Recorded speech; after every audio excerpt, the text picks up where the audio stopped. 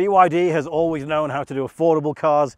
Now they can do sexy as well. This is Inside China Auto. This is the BYD Song L.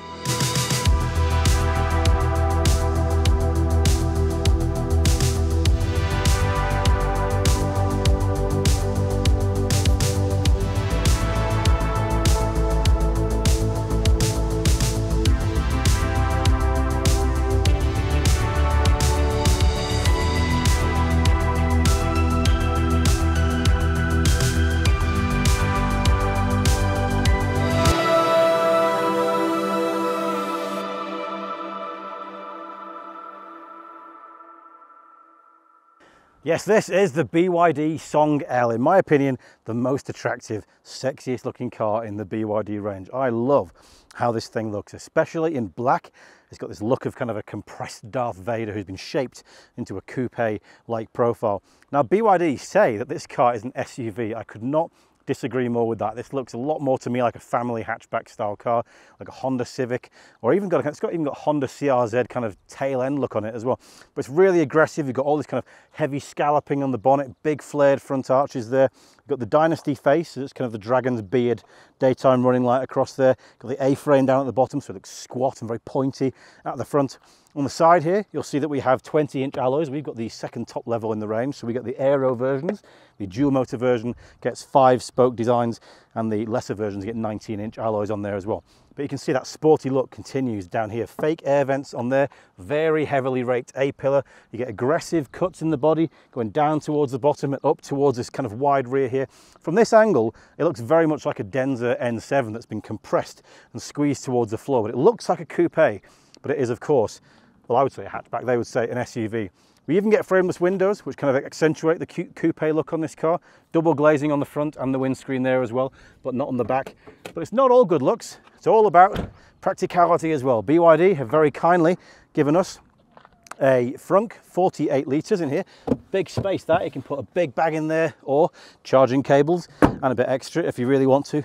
It looks absolutely stunning. And if you look at also down here, down the side, we have the blacked out, no chrome frames around the windows as well. They look super menacing in this black colour.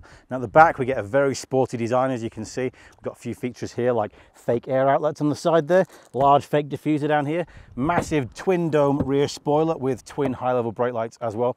And on the more powerful versions of this car, you also get an active pop-up rear spoiler here on the back as well for extra downforce. Very attractive lights. It does have a hint of Denza N7 at the back of it, this car. Attractive lights with the Chinese knot design that BYD like to use. And we do get a wafty boot option on here as well. We'll see how successful I am with this. I've been suffering with this boot, trying to get this to open.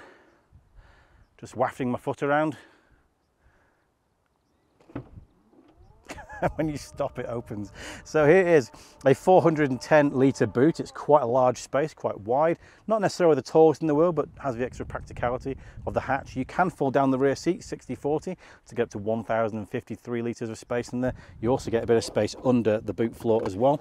Nice little feature in this BYD, you get a 220 volt, 2.2 kilowatt socket in the back as well to plug in normal household items. And we get a DIN audio bass unit in our car too, because we get a 12 speaker DIN audio sound system in here.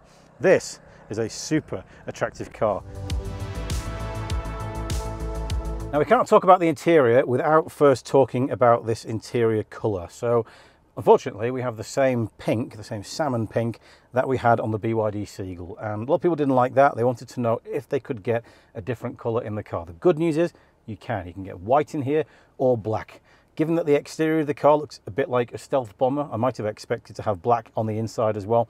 But at least the pink gives us the opportunity to see what this dashboard looks like inside the car. Now, BYDs are certainly less on the minimalist side than some of the startups in the Chinese car industry. They have a lot more sort of buttons and vents and things that you can faff around and touch with, which some people might find more comforting actually. Some people do like to have more physical switchgear.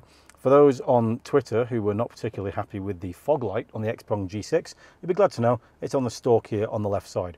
But other than that, we do get physical switches here in the center as well, around, weirdly, a gear stick, which is for obviously your drive selection on there. You have to press the unlock button on the side to change. Bit weird having it down there. It might be nice to have it up there, or simply have it as a toggle somehow. But anyway, they've gone for the gear stick option. That's up to them. You get more buttons on the side here for your windows, your mirrors, and your rear child locks as well, and quite a few on your steering wheel for your autonomous driving and radio controls and stuff like that. But as I said, it is, I mean, this is actually quite a nice interior for a BYD. A lot more surfaces in here are kind of premium, luxurious materials than in other BYDs. So you get soft leathers up on the dashboard, up on the top half of the doors, even under here on the sides, underneath this space under the dashboard, and even covering the glove box. I was quite surprised, to be honest. So it does feel quite luxurious, and it does smell nice in here, but that's because we've got a scent pocket in there. Speaking of scent pockets, on the Excellence versions of this car, you do get these light up at night time. This sort of crystal on the end there, and they've got 3 different scents in there, so you can make the car smell nicer. They just pop out and slide them in there. Quite a cool little feature. Just above these quite funky little dual vents down here, which kind of remind me a little bit of the lights on the back of a Mustang. They're really quite attractive. But overall, yeah, it's nice in here. I mean, you know, you get a few more sort of weirder plastics in the middle, the kind of the cheaper feeling ones. This is plastic up here, but on the premium version, it's real metal. But overall, does feel quite good in here. You get really good seats. These feel, they've got very long base cushions, which you can't extend, but you don't need to. Nice base, nice side bolsters on there as well. One-piece headsets, so headrests, so it looks very sporty in here, and you can get a good driving position with 8-way adjustability on this seat, tilt angle adjustment, and this steering, which is manually adjustable, but all 4 ways. So that's really good as well. Now in the middle, of course, BYDs have these screens where you can press this button here and rotate it into portrait mode if you so desire. I think I've only ever seen one car that ever had it in portrait mode. Most people will probably stick to landscape. The good thing about this is you get a split screen option, so you can split to have your maps on one side and another app on the right side. Let's say for my music, if I don't want music, just press the X and I can go to WeChat, for example. So I can connect my WeChat in here. There's also TikTok on there. And if I go on the maps on WeChat, I can export the map out to A-Maps, so I can just get straight into the car and straight onto my maps, which is a really nice functionality. You get usual vent stuff down here, which you can control there, which is all good. And you get some quick options at the top for things like seat heating and massage, which I'll come on to in a second. It doesn't look the most attractive of operating systems, I would say. It's not quite as fresh as a Li Auto or an Xpeng in there, but it's very functional. And for someone like me whose Chinese isn't excellent, you can get it in English as well. They don't even limit it, which is great. It's not always perfect English, but it's good enough. So a 15.6-inch screen there. You get a 10.25-inch screen behind the steering wheel there for your other driving functions, and a 50-inch augmented reality heads-up display as well. I believe that is standard on all versions of the car. Now, as I said, the seats, we have heating and ventilation as standard on all 5 versions of this car.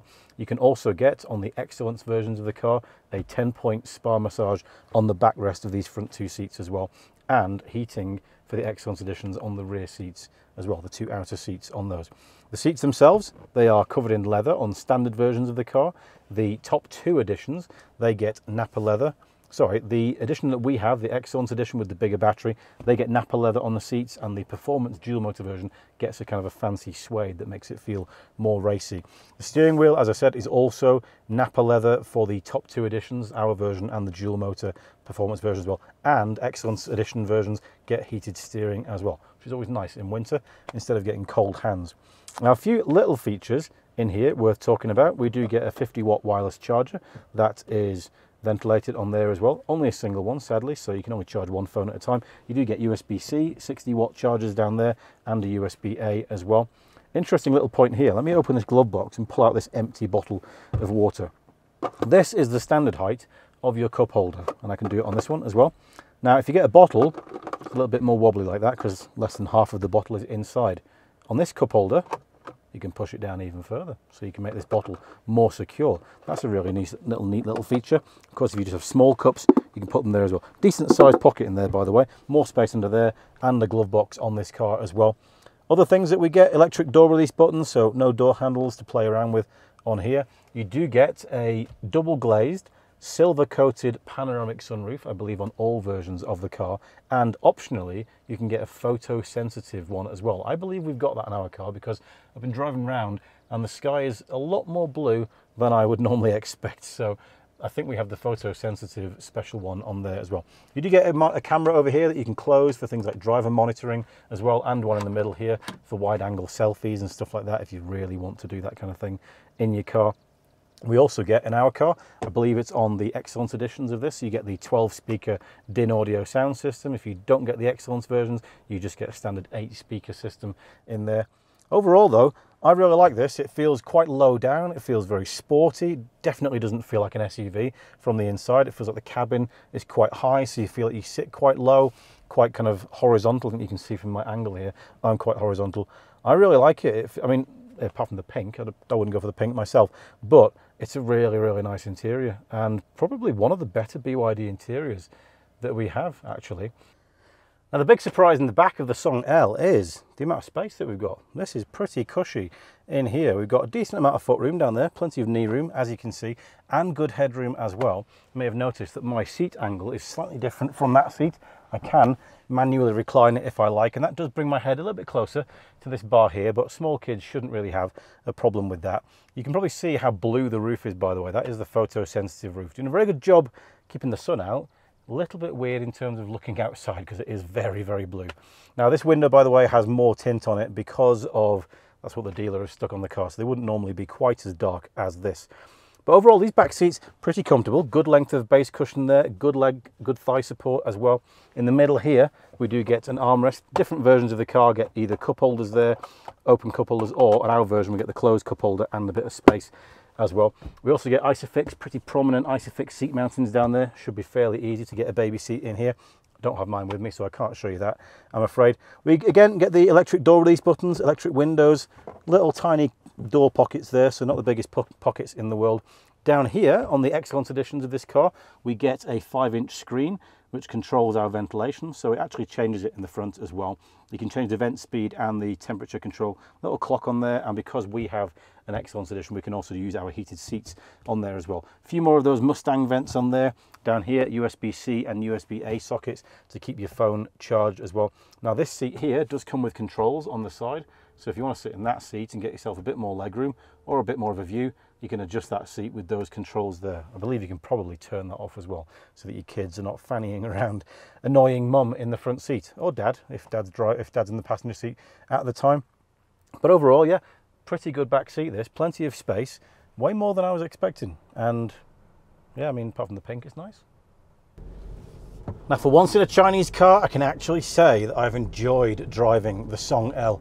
This is just so much more alert, so much more alive than the other Chinese cars we've driven. Even good ones like the Zeekr 007 don't have anything like the same amount of feel as this does. As soon as you get in, you recognize it straight away. The steering feels heavy in your hands, it feels quite pointy. You've actually got hold, you can actually feel the road underneath your wheels. It just feels so much better to drive than pretty much every other Chinese car I've driven. I didn't expect that the two most fun cars that I've driven in China would be BYD's, the Seagull, which was great fun, and this one, the Song L. It just feels way more connected. It's really, really enjoyable to drive. And you know what?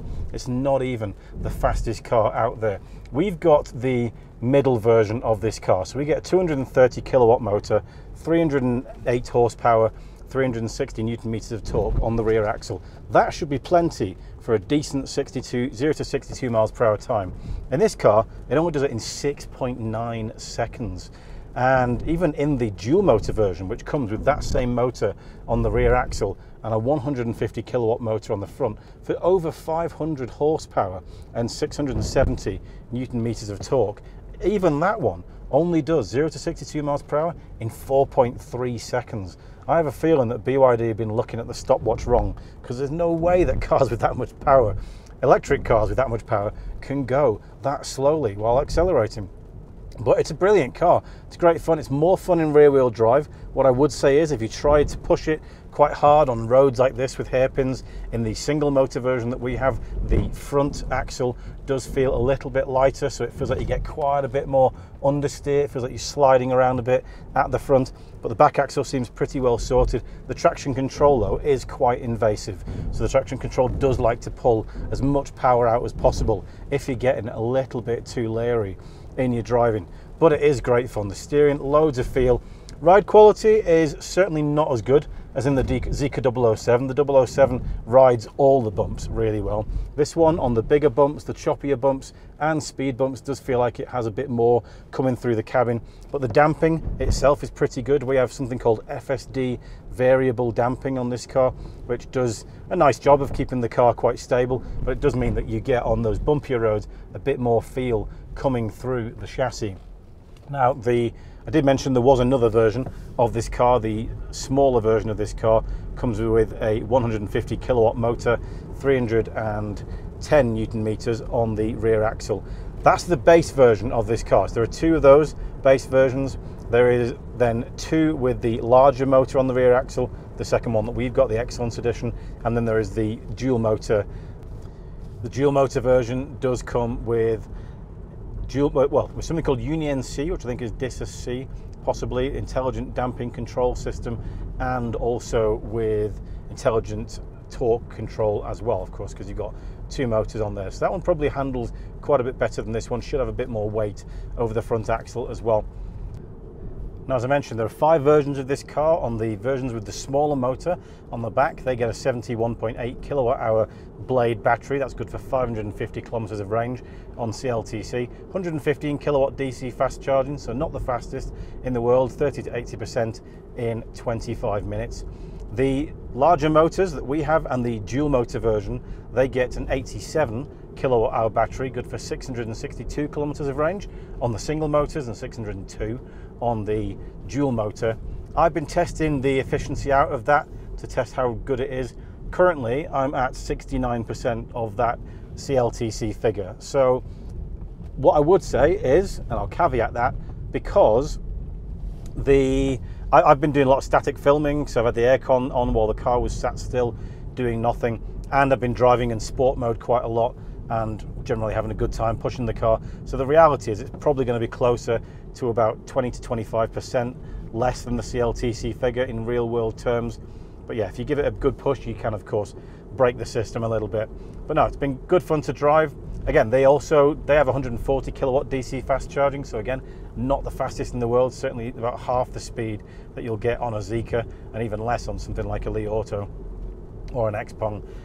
They will also charge, by the way, from 30 to 80% in 25 minutes. Now, there's one other thing to mention, which is the autonomous driving skills, or lack thereof, I should say. You do get something called D-Pilot on this car. It's basically adaptive cruise control and something called ICC, which is essentially where you use your indicator to let the car do the overtake for you. Not sure why you would bother. If you can do the indicator, pretty sure you can do the overtake. But it's, I mean, 90% of the time it's totally fine. It's best suited to the motorway. But if the motorway does have a sharper curve than normal, the car will ask you to change and take control halfway through. It will try and bin you into the central reservation if you're not paying attention. So it's not the greatest system in the world. Not that they're saying that it is the greatest system in the world, but it isn't. So yeah, the autonomous driving, not that great on this car at all. There is no option for something like LiDAR or urban autonomous driving yet. BYD, I believe, are working on that kind of thing. So yeah, I mean, this car has just been, it's been so much fun to drive. I've genuinely enjoyed getting behind the wheel, feeling connected to a car again, which I haven't really felt in a Chinese car for a long time. As I said, it is the best driving Chinese car that I have driven so far. Just really, really liked it. I think BYD have done a cracking job with this. It's on the same platform, of course, as the Seal, which also is very highly praised for its driving. So perhaps it's as good as that. I'm not sure. We'll try when we get a hold of a Seal at some point. But yeah, it's been really, really fun. If you want to feel a car while you're driving, this one may well be worth looking at. So that's it for our review of the BYD Song L, a Chinese car that you will actually want to drive. Most of the cars that we drive on this channel do a really good job of beautiful interiors, high tech and autonomous driving, but they're pretty dull to drive. This car does a very good job at all of those things, maybe not so much the autonomous driving, but the difference is it's actually fun and engaging to drive. You're going to want to be behind the wheel in this car because it does feel really good to drive. Not only that, it looks absolutely stunning as well. Thank you very much for watching. If you do, thank you for subscribing. If you like the video, please give it a thumbs up so more people can see this car and the other great cars that we have on this channel. And as always, we'll catch you next time.